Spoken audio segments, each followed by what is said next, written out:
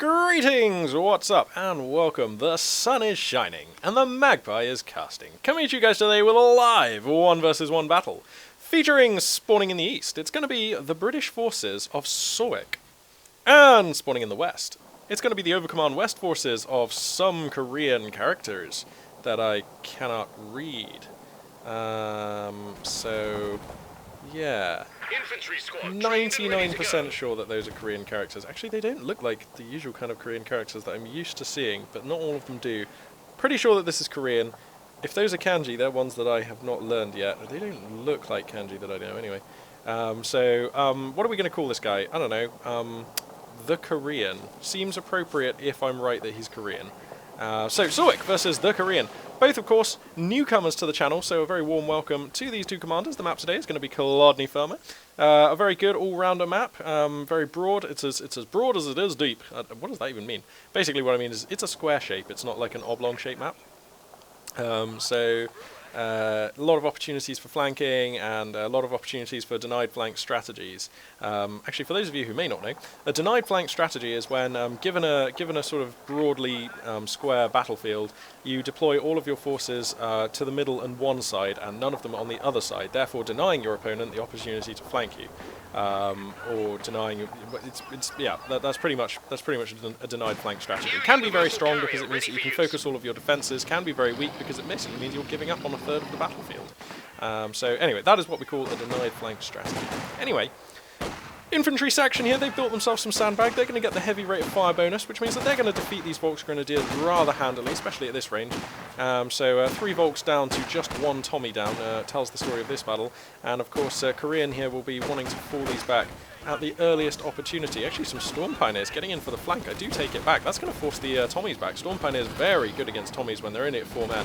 You can normally just run the Storm Pioneers in and go for some facial smashing. Now, here's a Bren carrier, and that's gotten in rather close here. Storm Pioneers actually do okay damage against the light vehicle at this range.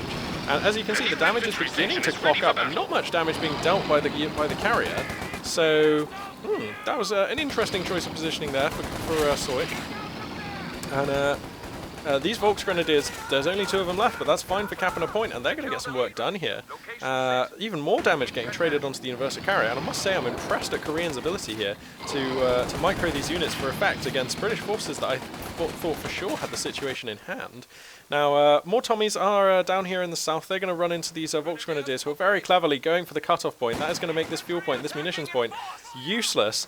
And I think Korean here may actually be Korean. His play just has that edgy feel to it where he gets the best out of almost every situation. Battle Group HQ coming down in a smart location too.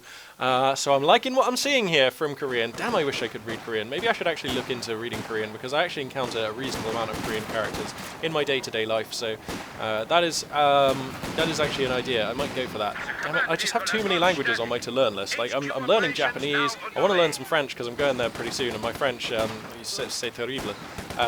And German is a language which I like. I know enough to get by, but I would love to actually get to that level where I'm like properly comfortable using it. So anyway, this is all irrelevant. We're here for Company of Heroes 2, not my linguistics. So let's focus on the action. This Bren carrier kind of getting harried down by Storm Pioneers, and it's not every day I say that. Now, the micro hasn't been flawless from Sawik, but it hasn't been terrible either. It's more the fact that Korean's just kind of making the most of his damage-making opportunities here. So anyway, Tommy's here in heavy cover. I would love to see them be more active. Taking an early lead right now is Korean. He's at 500 over 467 for the Allied forces. Nothing to write home about, but definitely a considerable amount. Now, Sawik was able to re-establish this point, which means that he is receiving income from the munitions from the fuel point down here. And I'd like to see him grab a victory point and stuff like that, because there are no Overcommand forces down there. And the positioning on this battle group at HQ does in fact mean that it's going to be harder for Korean to deploy any forces down here. Now, right now Korean is researching the forward fallback timing. Now, this is a magpie build, man. This is how I do things. I get 3 squads, and that can be any combination of Volksgrenadier and Kubelwagens. I get the battle group at HQ, and then I research the forward fallback point at an earlier timing, because it just makes your units so efficient and allows you to maintain a much more, it just allows you to pressure the offensive so much more than if you have to fall back all the way home every time you press fallback. This really leverages the fact that Overcommand can get a very early forward fallback point, earlier than any other faction, and I really like making use of that. Look, and it means that you can just not be afraid to fall back. You can just be like, okay, I need these troops somewhere else now. I'll just press fall back because it's faster than walking them, and then get them to where they're needed. And it makes Volksgrenadiers from being basically a meat shield into being quite a relentless wave of force that you can keep pushing forwards with. I mean, they are durable 5-man squads, and they'll sit there and trade and trade and trade for quite a long time, and then you can just fall them back very quickly. Just means you're only going over here, and they reinforce very quickly, which means that, yeah, you can keep the pressure on. You can keep the pressure on pretty damn hard. Anyway, here comes a Universal Carrier being used in its transport role here to drop in some Royal Engineers. That's going to start heaping out DPS. These Volksgrenadiers are in negative cover, and look for the kills on these Royal Engineers to start escalating. They've already got 2 and nearly half a level of veterancy. They're going to start blazing into these Volksgrenadiers. Now the fallback comes down, the Panzerschreck upgrade comes up at a fantastic timing. Korean really knows what he's doing. He's going to pick off the light carrier here. That is spicy play. I thought for a second he was letting those Volks get caught out, but no, he's got an angle. And as a man who plays StarCraft 2, I do from time to time encounter Koreans on the ladder, and they always just eke out the most they can out of every situation. You cannot leave them any loose ends. You cannot give them any opportunity, and you pretty much always have to give them credit. If something looks weird, if they're doing something odd, or if it looks like they're making a mistake, you have to rack your brains and figure out how they're going to take advantage of the situation, because basically they pretty much always know what they're doing, and if their forces are doing something, you've got to assume they're doing it for a pretty good reason, and you've got to think ahead, figure out what that reason is, and try and counter it. Which, let me tell you, in StarCraft 2, pretty hard. And here in Company of Heroes, apparently also pretty hard. So the Wasp carrier, going to be forfeit. Let's go and take a look at the teching for the British player. We've got a sniper coming out, we've got another on the queue, so making full use of the fact that his platoon command is finished. Triple Tommies, of course, out on the front. These Tommies fighting from a trench here. Enough overcommand forces here. We may see a grenade come down, but I sort of feel like Korean has this covered. Fighting from negative cover is an awkward choice. I'm not sure he meant to do this. I mean, this is kind of weird. Not sure about fighting from negative cover here. Anyway, here comes the incendiary grenade. That will more than likely, yeah, force the Tommies out of the trench. And there's a possibility of a squad wipe here, but it's very unlikely. These Volksgrenadiers, super unlikely to pick off Grenadiers, 2 Tommies falling back in that location. Now, these Royal Engineers were not reinforced, which is a touch awkward. In fact, neither was this Tommy squad. Look, you can see they were just pulled away from base a second before the reinforce finished. So were the Engineers, actually. So it's a touch awkward for Sawik, possibly just playing a little bit too adrenaline-fueled here. Now, the Schwerer Panzer HQ comes down. Now, this is an example of good positioning for a Schwerer Panzer HQ. He didn't just put it like, I don't know, here, where it's just like a forward gun, or here, where it's just a forward gun. No, he played it safely, but in a position where it's garrisoning some very important points. Most importantly, a fuel point, and this point here, which is a cut-off point. So just playing the Schwerer, I mean, it's incredibly unlikely to be taken out whilst it's deploying, and let's not forget that if that happens, things are super bad for the overcommand player.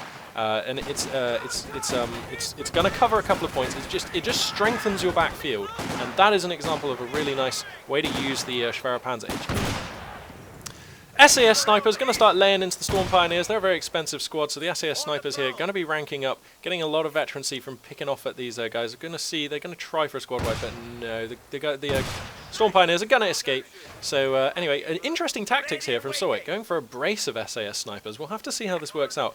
Possibly that's a really good response to the fact that he's playing against an Overcommand player, simply for the fact that, of course, Overcommand don't really have access to any snipers. Now, Sawik has chosen his commander, Vanguard Operations Regiment, so my favourite British commander, the one I mostly use when I play as Brits. Yep, the spicy commander going to be used. Look to see possibly a raid operation come down. That's pretty useful for capping points very quickly, we'll see if that's going to be used. Now, Korean has yet to choose his commander, and he's actually just got the default bog standard 3 commanders who you start the game with. None of the unlock commanders here on the roster, and I think if this was about a month ago, I would have said that is weird and an odd choice, but I have to say, recently, I've been using Breakthrough Doctrine. He's pretty good. Panzer Fusiliers are very strong. The Storm Commander who you can bring in is basically unfair if you use him correctly, so that's pretty cool. The Luftwaffe Ground Forces Doctrine, Stalwart Commander, we see him used quite a lot, for good reason, it's very good. And of course, the Special Operations Doctrine. Now, I think it's the weakest of the 3 commanders in this lineup, as we have a fight being taken here at mid, and a squad wipe comes down. The 2 SAS Snipers picking that off. There's a Panzerschreck up for grabs here, and the first real blunder from Korean, standing here trading with Volksgrenadiers. I don't think this is a very good idea, and I'm curious. I don't know why he's staying here taking this fight. This is very unusual. Fallschirmjägers come out, though. They get a kill on 1 SAS Sniper, and they're gonna go for the other, getting good damage. A Star of Veterancy coming out immediately, and a commander is chosen exactly at the moment it was going to benefit. Another indication that our Korean commander here is quite smart.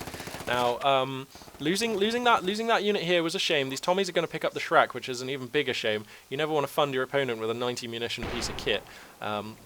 Especially when you're playing as overcommand and you have like reduced income, so that 90 munitions effectively pretty much the equivalent of donating your opponent about 115 munitions. So that sucks, but you know, c'est la vie, these things happen. Anyway, yeah, going to be reinforcing, rearming his troops. Down at 31 supply, under 43 is risky. Fallschirmjägers, yeah, getting another squad of Volks, this is needed.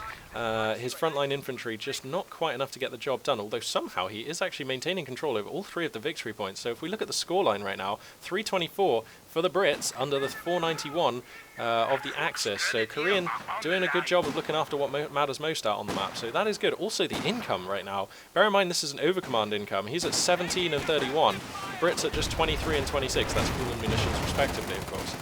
So anyway, interesting times there. Fallschirmjägers being used in a good position here. Volks Grenadiers meat shielding. They're going to take all of the fire. Fallschirmjägers doing good damage at the back, but look how good infantry sections are. Yes, they were in heavy cover, but they were just absolutely taking those Volks to pieces. And now they're going to engage the Fallschirmjägers who are in negative cover. And can the plucky infantry squad turn the fight? I don't think so. They themselves are in negative cover, and this needs to be a fallback actually. Oof, oof. Flirting with a squad wipe there is Sawik, but falling back just in the nick of time. These Fallschirmjägers are going to have to GTFO. They're not going to take a fight against another infantry section.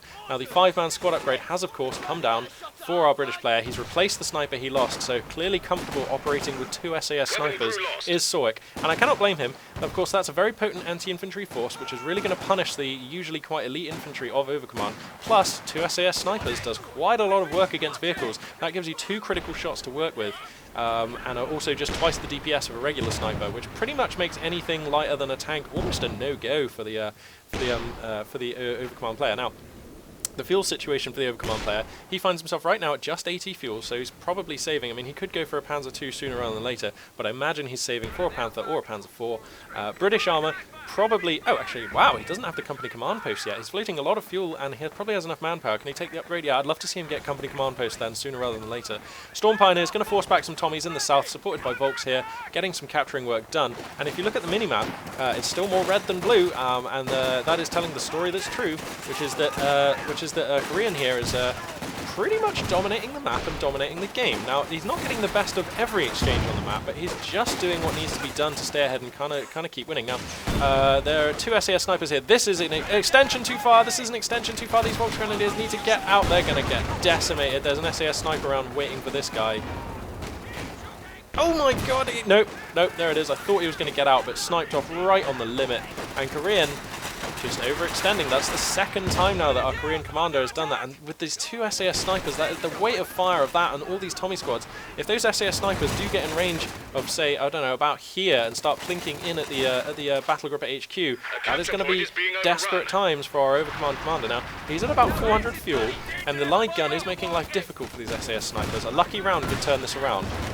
So we'll have to see if that's going to be an option. Wow, 5-man Royal Engineers doing the work on these. Oh goodness me, there could be another squad wipe. Oh, if he gets this guy, that is terrible. Fallschirmjäger is going to come out again, forcing the double fallback from the snipers. He's going to try for this sniper. I think he should just hold movement here, because then they're more accurate. No, stop moving, stop moving. Oh, I think if he'd have just stopped moving, he might have gotten an SAS sniper there.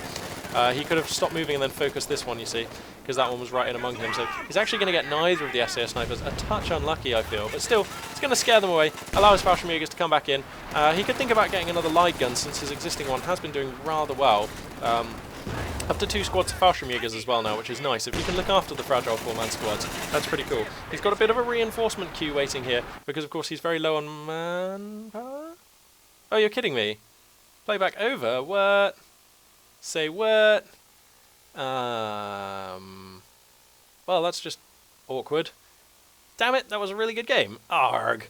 Well, I guess the British player just decided to quit. I mean, he's down at 178 under 491, 3 victory points in Overcommand hands, and no sign of that changing anytime soon, actually. Insufficient forces to push here.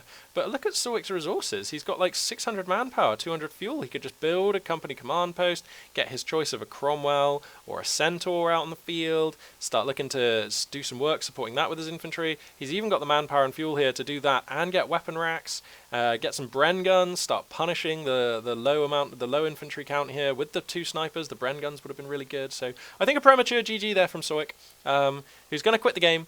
But a commanding display from our Korean commander, who again I wish I could pronounce these.